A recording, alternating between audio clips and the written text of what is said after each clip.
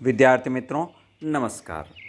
आज का video class 12 physics chapter 8 विद्युत चुंबकीय तरंगे वस्तुनिष्ठ प्रश्नों का यह संग्रह आपके लिए। साथ में इस वीडियो के एक डिस्क्रिप्शन में एक लिंक मिलेगी आपको, जहां जाकर आप आज हमने क्या सीखा उसका एक रिव्यू वहां देख पाएंगे। टेस्ट तब तक दीजिए जब तक कि आप 100% मार्क्स प्राप्त नहीं कर पाएँ। आइए देखते हैं क्या क्या महत्वपूर्ण ऑब्जेक्टिव हैं। विद्युत चुंबकीय तरंगों की खोज मैक्सवेल ने की थी। विद्युत चुंबकीय तरंगें त्वरित आवेश से उत्पन्न होती है। विद्युत चुंबकीय तरंगों की सैद्धांतिक व्याख्या, यहाँ प्रश्न में कन्फ्यूजन हो जाता है कई बार ऑब्जेक्टिव जब पूछा जाता है, तो सैद्धांतिक व्याख्या सबसे पहले मैक्सवेल ने की थी और उसका प्रैक्टिकल यानी प्रायोगिक व्याख्या हर्ट्ज नामक वैज्ञानिक ने की थी। ये विद्युत चुंबकीय तरंगें अनुप्रस्थ प्रकृति की होती है, इनका नेचर अनुप्रस्थ होता है। विद्युत चुंबकीय तरंगें तथा चुंबकीय क्षेत्र के लंबवत दिशा से निकलती है, यानी विद्युत चुंबकीय तरंगें जो है वो विद्युत तथा चुंबकीय क्षेत्र के लंबवत दिशा में निकलती है।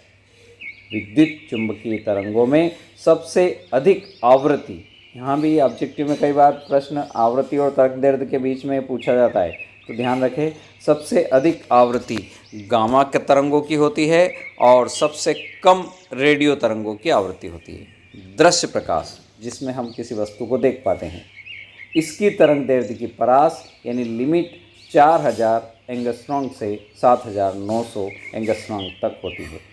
दृश्य प्रकाश का रंग उसकी तरंगदैर्घ्य पर निर्भर करता है, यानी किसी कलर को हम देख रहे हैं तो इसका मतलब है कि वो डिपेंड करता है उसकी वेवलेंथ पर।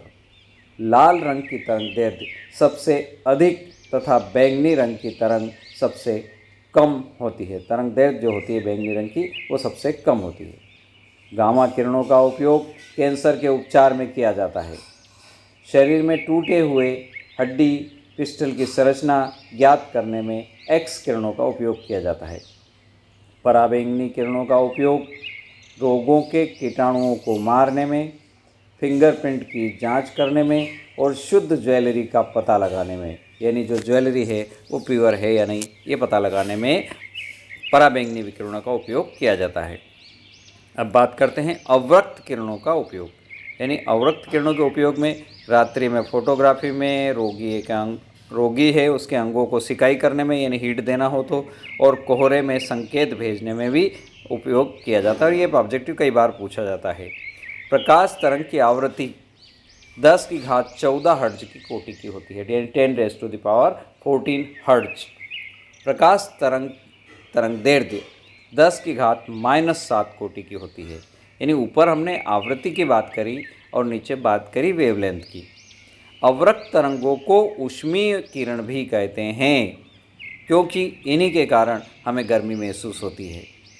माइक्रोवेव ओवन का कार्य माइक्रो तरंगों पर आधारित होता है। हमारे घरों में माइक्रोवेव ओवन होता है, उसका जो कार्य सिद्धांत है वो माइक्रो तरंगों पर आधारित होता है।